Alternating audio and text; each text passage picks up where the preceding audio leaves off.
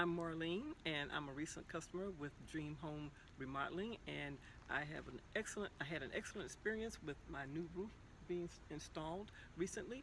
And Michael Bachner was a great representative of the company, and he explained quite a few things to us. He was very customer service oriented and very professional, but he also educated us because we found out that this area, when built in 1997, the roofs could withstand winds up to 60 miles an hour, and when the hurricane winds came earlier this year, they were in excess of 70 miles an hour, so everyone here had to get their roofs replaced. Well, I was very happy to find out that the new roof will withstand winds up to 130 miles an hour.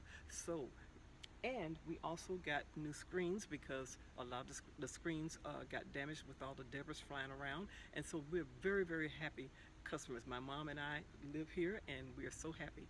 And thank you, Dream Home Remodeling.